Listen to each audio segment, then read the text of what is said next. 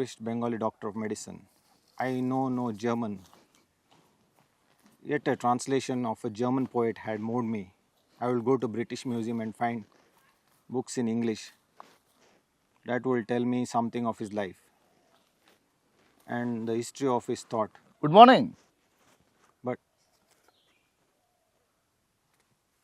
But though these prose translations Good found, morning.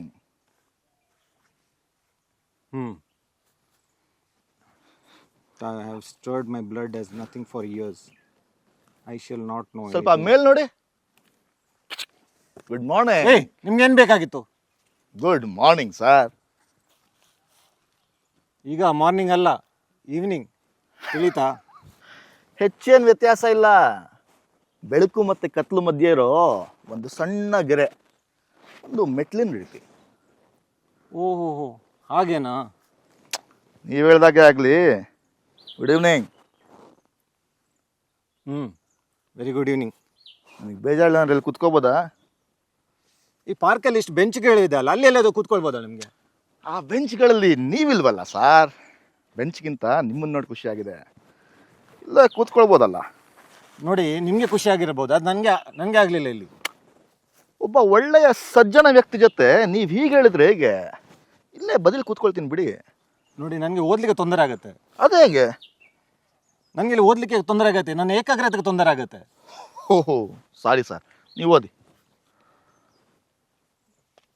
It seemed to him that natural that read one line is troubles of it. I said, an Englishman living in the London, Dean of Richard II, had he shown. ಯಾವ ಪುಸ್ತಕ sir ಅದು?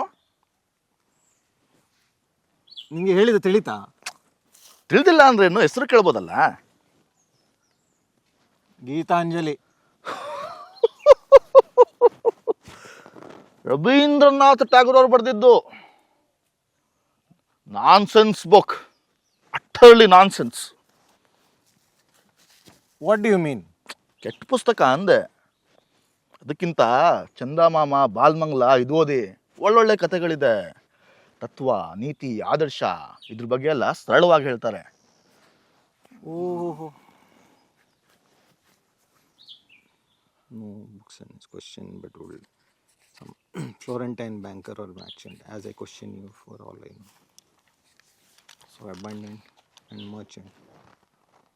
Poetry. Sir As ಅಲ್ಲಿ ನೋಡಿ sir, ಹಾಗೆ ಕುಳಿತ ಹೆಂಗಸು, ಆ ಎದೆ, ಆ ಸೊಂಟ, ಆ ಕಾಂಬಿನೇಷನ್ನು. ಆಕೆ ನನ್ನ ಹೆಂಡತಿ. ಸಾರ್, ನಾನು ಅವ್ರ ಬಗ್ಗೆ ಎಲ್ಲ ಹೇಳಿದ್ದು. ಅವ್ರ ಪಕ್ಕದಲ್ಲಿ ಒಡ ಕ್ಯೂಟ್ ಲೇಡಿ ಸರ್, ಎಲ್ಲೋ ಚೂಡಿದಾರ. ನನ್ನ ತಂಗಿಯವಳು. ಸರ್, ನಾನು ನಿಮ್ಮ ಹೆಂಡತಿ ಅಥವಾ ತಂಗಿ ಬಗ್ಗೆ ಹೇಳ್ತಿರೋದಲ್ಲ, ಟೋಟಲ್ ಆಗಿ ಹೇಳಿದ್ದು. ರೂಪವಾದ ಸೌಂದರ್ಯ, ಒಪ್ಪುವ ಬೆನ್ನು, ಸೊಂಟ. ನೀವೇನು ಆ ಕಡೆ ಈ ಕಡೆ ನೋಡುದು? ಯಾರು? ನಾನೇ. ಯಾರದ್ದೋ ಹೆಂಡ್ತಿನ ತಂಗಿನ ಅಲ್ಲ, ಇನ್ಯಾರದ್ದಾದ್ರೂ ಅನುಪಮ ಸೌಂದರ್ಯ ನೋಡ್ಲಿಕ್ಕೆ ಸಿಗುತ್ತಾ ಹುಡುಕ್ತಾ ಇದ್ದೀನಿ. ಓ, ನೀವು ಜನ ಪರವಾಗಿಲ್ಲ ಅಂತೂ ಇಂತೂ ನಿಮಗೆ ಅನಿಸ್ತಲ್ಲ.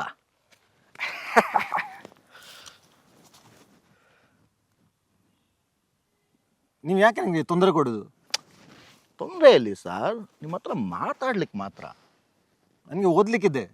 ನನಗೆ ನಿಮ್ಮ ಹತ್ರ ಮಾತಾಡ್ಲಿಕ್ಕಿದೆ ಸರ್. ನೀವು ಇಲ್ಲಿ ತೊಂದರೆ ಕೊಡ್ಲಿಕ್ಕೆ ನನಗೆ ಬಂದದಲ್ಲ. ಅಲ್ವೇ ಅಲ್ಲ. ನೋಡಿ, 5 ನಿಮಿಷ ಹಿಂದೆ ನಮ್ಮ ಪರಿಚಯ ಆಗಿರಲಿಲ್ಲ. ಇವಾಗ ನಾವು ಒಂದು ಸ್ವಲ್ಪ ಹತ್ತಿರ ಆಗಿದ್ದೀವಿ. ಜೀವನದ ವಿಕಾಸ ಪರಸ್ಪರ ಪರಿಚಯದಿಂದ ಮಾತ್ರ ಸಾಧ್ಯ. ನಮ್ಮ ತಂದೆ ತಾಯಿ ಒಬ್ರಿಗೊಬ್ರು ಪರಿಚಯ ಇಲ್ಲದೆ ಇದ್ರೆ ನಾವೇಗಿಲ್ಲಿರ್ತಿದ್ವಿ ಅಲ್ವೇ? ಓಹೋ, ನೀವು ಒಳ್ಳೆ ತತ್ವಜ್ಞಾನಿ ಥರ ಮಾತಾಡ್ತಿದ್ದೀರಲ್ಲ. ನೀವೀಗ ಅನಿಸ್ತಲ್ಲ. ಮೊದಲಿಗೆ ನಿಮಗೆ ನಾನೊಬ್ಬ ಕಳ್ಳನಂತೆ, ನಾಲಾಯಕ್ ವ್ಯಕ್ತಿ ಅಂತೆ ಕಂಡೆ. ಈಗ ನಿಮ್ಮ ಮನಸ್ಸಿನ ಭಾವನೆ ಬದಲಾಯ್ತಲ್ಲ. ಅಷ್ಟೇನಿಲ್ಲ. ಅಷ್ಟಲ್ದಿದ್ರು 5 ನಿಮಿಷದಲ್ಲಿ ಎಷ್ಟಾಗಿತ್ತು ಅಷ್ಟಾಯ್ತಲ್ಲ.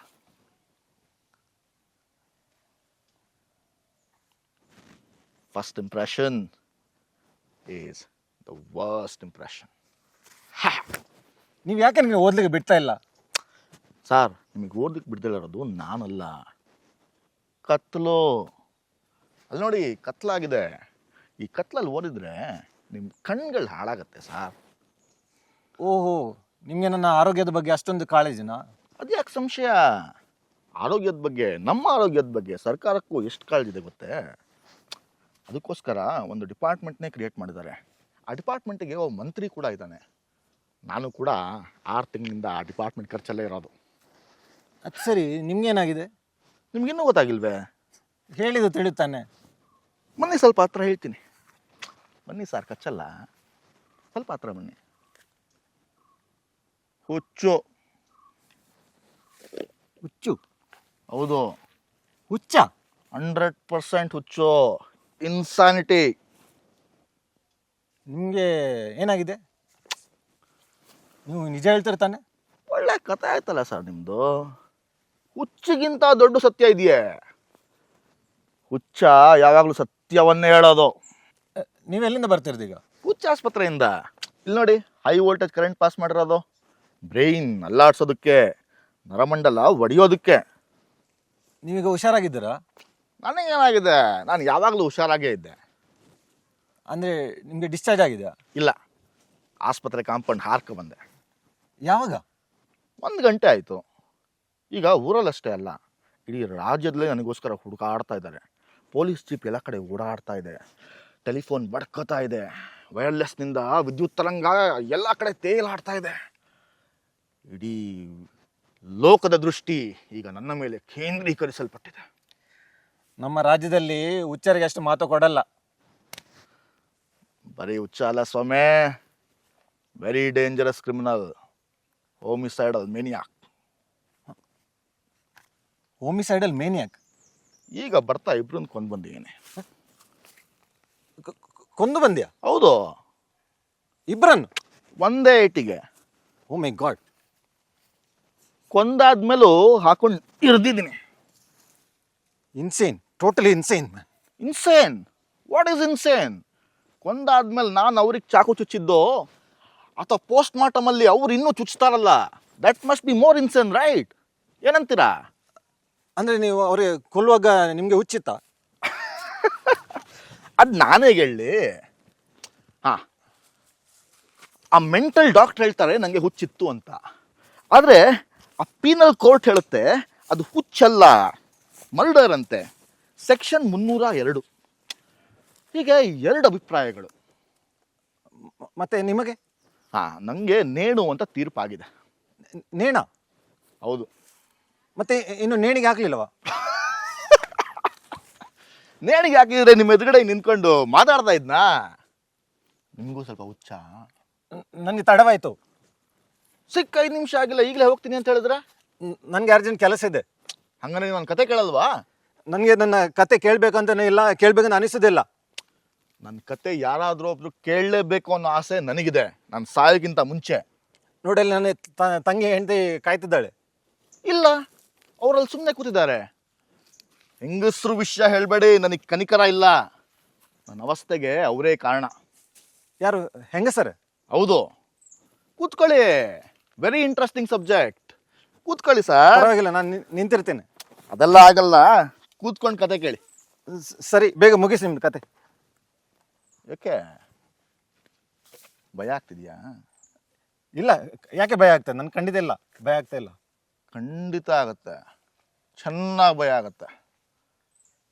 ಇಲ್ಲೇ ಭಯ ಮನುಷ್ಯನ ದೌರ್ಬಲ್ಯ ಅಲ್ಲ, ಅದು ಪರಿಪೂರ್ಣವಾದ ವಿಕಾರದ ಸ್ವರೂಪ.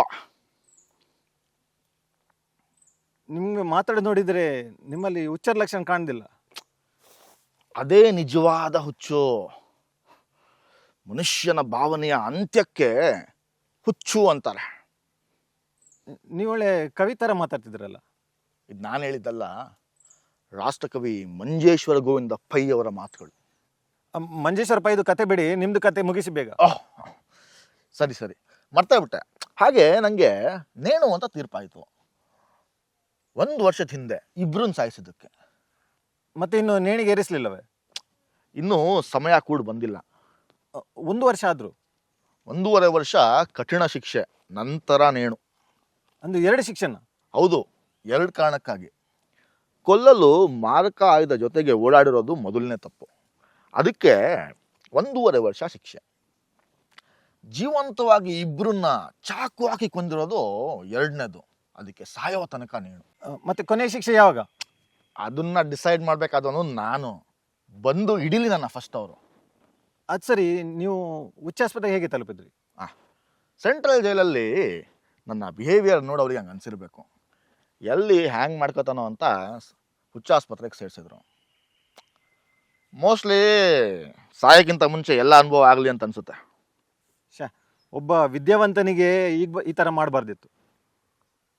ಬರೇ ವಿದ್ಯಾವಂತ ಅಲ್ಲ ಸ್ವಾಮಿ, MA ಇನ್ ಲಿಟ್ರೇಚರ್.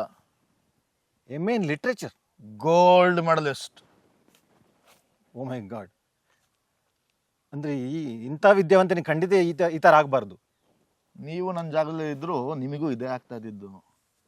ನೀವು ಗಂಡಸಾಗಿದ್ರೆ ಒಂದು ವಿಷಯ ಹೇಳ್ತೀನಿ, ಕೇಳ್ತೀರಾ? ಹೇಳಿ, ಏನು ವಿಷಯ? ನಾನು ಒಂದು ಹುಡುಗಿನ ಪ್ರೀತಿಸಿದ್ದೆ, ಜೀವಕ್ಕಿಂತ ಹೆಚ್ಚಾಗಿ. ಎಲ್ಲ ಪ್ರೀತಿನೂ ಹಾಗೆ ಅಲ್ವೇ? ನೀವ್ಯಾರು ಪ್ರೀತಿಸಿದ್ರಾ? ಅಲ್ಲಿ ನೋಡಿ, ನಂದು ಹೆಂಡತಿ. ಅದಲ್ಲ, ಜೀವಕ್ಕಿಂತ ಹೆಚ್ಚಾಗಿ ಏನಾದ್ರು ಪ್ರೀತಿಸಿದ್ದೀರಾ? ಖಂಡಿತ. You are an intercontinental royal imperial idiot. I am sorry. ಪ್ರೀತಿ ವಿಷಯ ಹೇಳಿದ್ರೆ ನನ್ನ ಸರ್ವಾಂಗ ಅಲ್ಲಾಡುತ್ತೆ. ಓಕೆ. ಹಾಗೆ ನಾನೊಬ್ಳನ್ನು ಪ್ರೀತಿಸಿದ್ದೆ, ಜೀವಕ್ಕಿಂತ ಹೆಚ್ಚಾಗಿ. ನನ್ನ ಸರ್ವಸ್ವವನ್ನೇ ಅವಳಿಗೆ ಕೊಟ್ಟೆ. ಸರ್ವಸ್ವ. ಸರ್ವಸ್ವ? ಹಾಗೇನಿಲ್ಲ, ಅವತ್ತಾಗ ನಂಗೆ ಅನಿಸ್ತು. ಹಾಗೆ ನಾನು ಆಕೆಯವನಾದೆ, ಆಕೆ ನನ್ನವಳು. ಅಂದರೆ ನಿಮಗೆ ಮದುವೆ ಆಗಿದೆಯಾ? ಹೌದು, ಅದೇ ನನ್ನ ಜೀವನದ ದೊಡ್ಡ ದುರಂತ. ಮದುವೆನೂ ಆಯಿತು, ಪ್ರೀತಿ ಸತ್ತು ಹೋಯ್ತು. ಅದೇಗೆ? ಮದುವೆ ಆಗಿ ಮಾರನೇ ದಿನದಿಂದ ಅವಳ ಅವತಾರ ಗೊತ್ತಾಯಿತು. ಅವಳಿಗೆ ನಾನಲ್ಲದೆ ಬೇರೆ ಗಂಡಸಿನ ಜೊತೆ ಸಂಬಂಧ ಇತ್ತು ಅಂತ. ನಿಮಗೆ ವಿಷಯ ಗೊತ್ತಾದ್ಮೇಲೆ ಸುಮ್ಮನಿರಕ್ಕಾಗತ್ತಾ? ಇಲ್ಲ, ಖಂಡಿತ ಇಲ್ಲ. ನಿಮ್ಮ ಹೆಂಡತಿಗೆ ಬೇರೆಯವ್ರ ಜೊತೆ ಸಂಬಂಧ ಅಂತ ಗೊತ್ತಾದರೂ ನೀವು ಸುಮ್ಮನಿರ್ತೀರಾ? ಇಲ್ಲ. ನನ್ನ ಹೆಂಡತಿಗೆ ಇಬ್ಬರು ಜೊತೆ ಸಂಬಂಧ ಇದೆ ಅಂತ ಗೊತ್ತಿದ್ರು 6 ತಿಂಗಳವರೆಗೆ ಸಹಿಸ್ಕೊಂಡೆ. ಆದರೆ ಒಂದಿನ ನಾನು ಮನೆ ಒಳಗಡೆ ಹೋಗಿ ನೋಡಿದಾಗ ನನ್ನ ಹೆಂಡತಿ ಇನ್ನೊಬ್ಬನ ಜೊತೆ ನನ್ನ ಹಾಸಿಗೆ ಮೇಲೆ ಮಲ್ಕೊಂಡಿದ್ಲು. ಆ ದೃಶ್ಯ ನೋಡಿ ನನ್ನ ರಕ್ತ ಹೆಪ್ಪುಗಟ್ಟಿತು. ಸಿಟ್ಟು ಸಹಿಸ್ಕೊಳಕ್ಕಾಗದೆ ಸಿಕ್ಕಿದ ಚಾಕುವಿಂದ ಹಾಕೊಂಡು ಹಿಡ್ದಾಕ್ಬಿಟ್ಟೆ. ಸುಮಾರು 20 ಸಾರಿ ಹಿಡ್ದಿದ್ದೀನಿ. ಅಯ್ಯೋ, ಭಯಂಕರ. ಆದರೆ ನೀವು ಸ್ವಲ್ಪ ತಾಳ್ಮೆಯಿಂದ ಇರ್ಬೋದಿತ್ತಲ್ಲ ನಿಮಗೆ? ಅಲ್ಲಿ ನೋಡಿ ಸ್ವಾಮಿ, ಇಷ್ಟು ದೂರದಿಂದ ನಿಮ್ಮ ಹೆಂಡತಿ ಸೌಂದರ್ಯದ ಬಗ್ಗೆ ಹೇಳಿದ್ದಕ್ಕೆ ನಿಮ್ಗೆ ಅಷ್ಟೊಂದು ಸಿಟ್ಟು ಬಂತು. ಅವತ್ತು ನೋಡಿದ್ದು ನಾನು ಅವನನ್ನ ನನ್ನ ಹೆಂಡತಿ ಎದೆ ಮೇಲೆ. ಇರಲಿ, ಎಲ್ಲರೂ ನಿಮ್ಮಾಗೆ ಹೇಳ್ತಾರೆ ಸಮಾಧಾನದ ಇರ್ಬೋದಿತ್ತು ಅಂತ. ಆದರೆ ಅವನ ಜೀವನದಲ್ಲಿ ಇದೇ ಪರಿಸ್ಥಿತಿ ಬಂದಿದ್ರೆ ಅವ್ರೇನು ಮಾಡ್ತಾ ಇದ್ರು? ನೋಡಿ ತಮಾಷೆ ಮಾಡ್ತಿದ್ರೇನೋ? ಖಂಡಿತ ಇಂಥ ಪರಿಸ್ಥಿತಿ ಯಾರಿಗೂ ಬರಬಾರ್ದು. ಫೈನಲಿ ನಿಮಗೆ ನನ್ನ ಮೇಲೆ ಸಿಂಪತಿ ಬಂತಲ್ಲ. ಸಿಂಪತಿ ಅನ್ನೋದು ಅಸಹಾಯಕತೆಯ ಲಕ್ಷಣ ಅಲ್ಲ. ಕೋರ್ಟಿಗೂ ನನ್ನ ಮೇಲೆ ಸಿಂಪತಿ ಬಂದಿತ್ತು. ಆದರೆ ನಾನು ಹೇಳಿದ್ದು ಒಂದು ಮಾತು ನನ್ನ ವಿಧಿನೇ ಚೇಂಜ್ ಮಾಡಿಬಿಡ್ತು. ವಿಧಿ? ಅದೇನು? ಸೆಷನ್ ಜಡ್ಜ್ ಎಂಬ ಮನುಷ್ಯ ಜಡ್ಜ್ಮೆಂಟ್ ಕೊಡೋಕ್ಕಿಂತ ಮುಂಚೆ ಇನ್ನೇನಾದರೂ ಇದೆಯಾ ಅಂತ ಕೇಳಿದ್ರು. ಎಸ್ ಯುವರ್ ಆನರ್ ಅಂದೆ. ಪ್ರೊಸೀಡ್ ಅಂದರು. ಯುವರ್ ಆನರ್, ಒಂದು ರಾತ್ರಿ ನಿಮ್ಮ ಹೆಂಡತಿ ಜೊತೆ ಬೇರೆ ಯಾರಾದರೂ ಅಂತ ಹೇಳೋ ಅಷ್ಟೊತ್ತಿಗೆ ಜಡ್ಜು ಆಶ್ಚರ್ಯದಿಂದ ಕೋಪದಿಂದ ನನ್ನ ಕಡೆನೇ ನೋಡ್ತಾ ನೇಣು ಅಂತ ವಿಧಿ ಬರೆದ್ಬಿಟ್ರು. ಈಗ ಹೇಳಿ, ಹುಚ್ಚು ನನಗ ಕೋರ್ಟ್ಗ? ಆಯ್ತಾ, ಕತೆ ಮುಗಿತಾ ನಿಮ್ಮದು? ಇಲ್ಲ, 1.5 ವರ್ಷ ಕಠಿಣ ಶಿಕ್ಷೆ, ನಂತರ ನೇಣು ಅಂತ ತೀರ್ಪಾಯಿತು. ನಿಮಗೆ ಅಪೀಲ್ ಮಾಡ್ಬೋದಿತ್ತಲ್ಲ? ಹಾಗೆ ಮಾಡಿದಿದ್ರೆ 2 ಸಲ ಹ್ಯಾಂಗ್ ಮಾಡೋದಕ್ಕೆ ಆರ್ಡರ್ ಕೊಟ್ಟಿರೋರು. ನಾನು ಅಪೀಲ್ ಮಾಡಲಿಲ್ಲ. ಸೀದಾ ಸೆಂಟ್ರಲ್ ಜೈಲಿಗೆ ಹೋದೆ. ಅಲ್ಲಿ ನನಗೆ ಹುಚ್ಚು ಅಂತ ತೀರ್ಮಾನಿಸಿ ಹುಚ್ಚಾಸ್ಪತ್ರೆಗೆ ಸೇರಿಸಿದ್ರು. ಹುಚ್ಚು ಬಿಟ್ಟ ನಂತರ ನೇಣು ಅನ್ನೋ ತೀರ್ಮಾನ. ಅದು ಸರಿ, ನೀವೀಗ ಜೈಲಿಂದ ತಪ್ಪಿಸ್ಕೊಂಡು ಬಂದದ್ದು ಅದು ದೊಡ್ಡ ತಪ್ಪಲ್ವಾ? ತಪ್ಪೆ? ಯಾರು ಹೇಳಿದ್ದು? ನಾನು ಏನಕ್ಕೆ ತಪ್ಪಿಸ್ಕೊಂಬಂದಿ ಅಂತ ಅನ್ಕೊಂಡಿದ್ದೀರಾ? ಅವಾಗಲೇ ನನ್ನ ಹೆಂಡತಿಗೆ ಇಬ್ರು ಪ್ರೇಮಿಗಳು ಅಂತ ಹೇಳಿದ್ನಲ್ಲ, ಆ ಇನ್ನೊಬ್ಬನ್ನ ಸಾಯಿಸಕ್ಕೆ ಅಂತ ನಾನು ಬಂದಿರೋದು. That's my life's last ambition. ಹೇ ದೇವರೇ, ನಾನು ಇನ್ನೆಷ್ಟು ಜನ ಕೊಂದ್ರು ನಂಗೆ ಆಗೋದು ಒಂದೇ ಶಿಕ್ಷೆ, ಅವನನ್ನು ಸಾಯಿಸೇ ನಾನು ಹೋಗೋದು. ಈ ಚಾಕುಯಿಂದ ಅವನ ಒಂದೇ ಹೊಡೆತಕ್ಕೆ ಸಿಗ್ದಾಕ್ಬಿಡ್ತೀನಿ. ಅವರು ಎಲ್ಲಿದ್ದಾರೆ ನಿಮಗೆ ಗೊತ್ತಾ?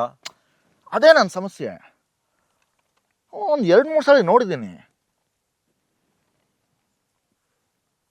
ಸುಮಾರು ನಿಮ್ಮಷ್ಟೇ ಹೈಟು. ಒಂದು ಸ್ವಲ್ಪ ನಿಂತ್ಕೊಳ್ಳಿ, ಸ್ವಲ್ಪ ನಿಂತ್ಕೊಳ್ಳಿ ಸರ್. ಸುಮಾರಲ್ಲ, ನಿಮ್ಮಷ್ಟೇ ಹೈಟು, ನಿಮ್ಮಷ್ಟೇ ದಪ್ಪ, ಇದೇ ಥರ ಮೀಸೆಗಡ್ಡ. ನಿಮ್ಗೆ ಏಜೆಷ್ಟು? 40. ಗೀತಾಂಜಲಿ,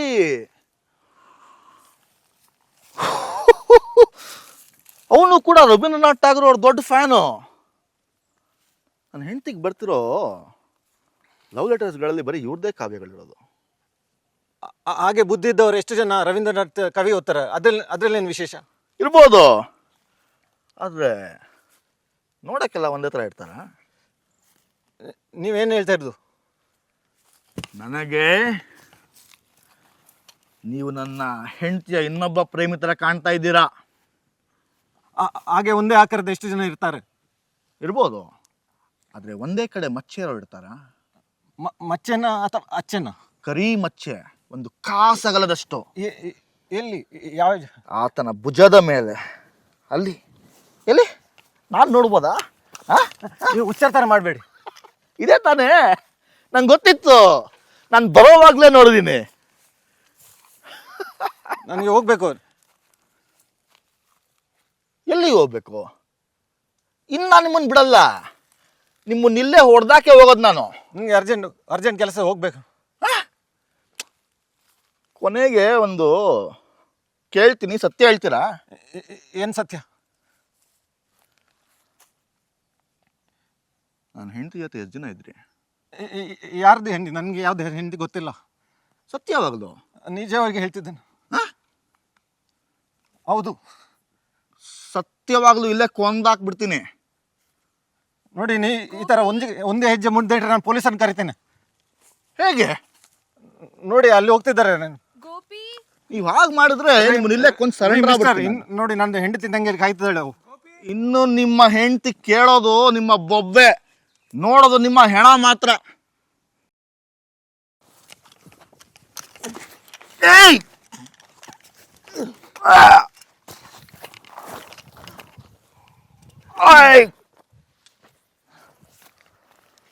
ಮಿಸ್ಟರ್, ಮೈ ಗಾಡ್, ಏನು ಮಾಡ್ಬಿಟ್ಟೆ ನಾನು? ಕೊಲ್ಲಿ ಬಿಟ್ಟೆ ಅಲ್ಲ ಇವನು. ಏನ್ ಮಾಡ್ಬಿಟ್ರಿ ಸರ್? ನಾನಿದೆಲ್ಲ ಮಾಡಿದ್ದು ಒಂದು ಪರೀಕ್ಷೆಗಾಗಿ. ಒಬ್ಬ ಮನುಷ್ಯನಿಗೆ ಎಷ್ಟು ಭಯ ಇರುತ್ತೆ, ಆ ಭಯ ಅವನನ್ನ ಏನೇನ್ ಮಾಡೋದಕ್ಕೆ ಪ್ರೇರೇಪಿಸುತ್ತೆ ಅಂತ ನೋಡೋದಕ್ಕೆ. ಅಲ್ಲಿ ಕೂಗ್ಬೇಡಿ, ನೀವು ಹೋಗಿ. ನೀವು ಕ್ರಿಮಿನಲ್ ಅಲ್ವಾ? ಸಾರ್, ನಾನು ಒಂದು ಇರುವೆನೂ ಹೊಡೆದಿಲ್ಲ. ಶಿಟ್. ಅಂದರೆ ನಿಮಗೆ ಹುಚ್ಚಿಲ್ಲವಾ? ಅದು ನಾನು ಹೇಗೆ ಹೇಳಿ? High voltage current mark proves that matter. My god. ಸರಿ, ನಾನಿನ್ನು ಹೊರಡ್ತೀನಿ. ನೀವು ಹೋಗಿ ಪುಸ್ತಕ ತಗೊಂಡು ಹೋಗಿ, ಇಲ್ಲಾಂದ್ರೆ ಪೊಲೀಸ್ ಹತ್ರ ಸಿಗಾಗೋತೀರಾ. Good night. ಗುಡ್ ನೈಟ್ ಬರ್ತೀನಿ. ಮಿಸ್ಟರ್, ನನ್ನ ಹೆಸರು ಕೂಡ ಗೋಪಿನೇ. ಏನು ಕಾಕತಾಳೀಯ? ಓ